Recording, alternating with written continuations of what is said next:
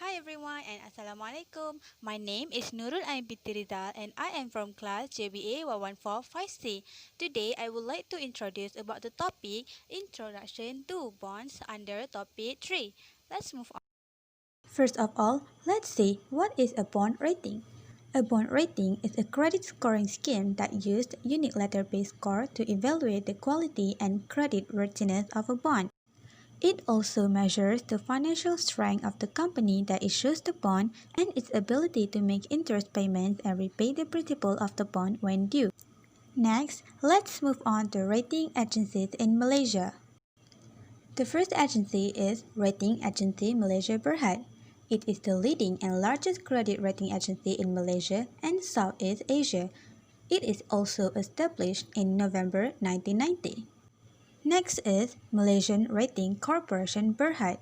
It is a domestic credit rating institution that provides credit ratings and research on issuers. MARC was established in October 1995. Both of these rating agencies help in evaluating firm, which is to improve the value of the company, and instill investors' confidence, which is to make an investment decision and enter the market. Third, protect investors' interests. It is done through continuous firm's evaluation. Now, you might wonder what is the importance of rating? To investors, it alerts investors to the quality and stability of the bond. Lower rating bonds have higher yield, thus comes with higher risk. This is because the company wants to compensate the higher risk that investors have taken, hence it will attract them.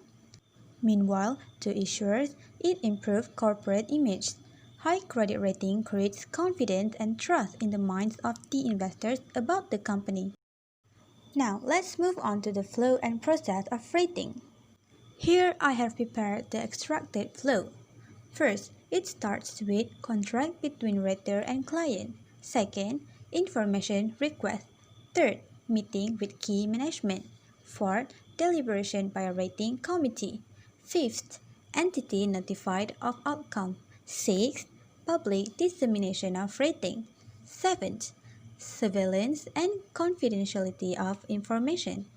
And the last one is timeline of rating process. In detail, the rating process commences when the potential issuer requests for the credit rating. Next, the rating agency will request for a set of background information and materials from the entity. After reviewing the information, analysts will meet with the key management personnel of the entity. Pursuant to the management meeting, the rating team will finalize and submit a report, including the recommended rating, to the rating committee. Once the rating has been determined, the rated entity is notified of the rating and the key rating considerations.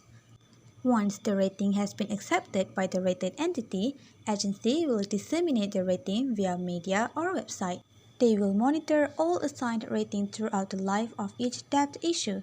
Then, they will uphold the confidentiality of all information provided by or on behalf of the rated entity. Lastly, the timeline of rating process takes about 4 to 6 weeks from the day of receipt of the information. Do you think bonds comes with risk? The answer is yes they are. These two parties need to face risk in bonds. For issuer, the first risk is bonds will increase in debt levels. This is because issuing bonds means the company is borrowing from investor or holder for additional fund purposes. The more bonds are issued, the higher the debt levels. Next, interest payments are also mandatory. Issuer needs to pay regular interest payments to bondholders. Even if issuer suffers loss, the interest will still have to be paid. Moreover, paying interest will also reduce the firm's profit. There is a possibility for your business share value to be decreased if your profits decline because bond interest payments take precedence over dividends. For investors, bonds are subject to risk.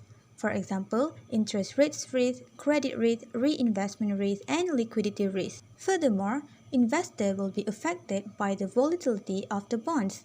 Bond market volatility could affect the prices of individual bonds regardless of the issuer's underlying fundamentals.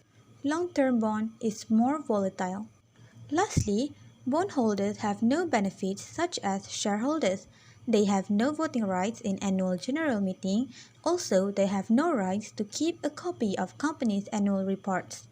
For both issuer and investor, the risks that they have to face are interest rate risk, credit risk, inflation risk, reinvestment risk, and lastly, liquidity risk. Although bonds are considered as safe investment, all of these risks still cannot be avoided by both parties.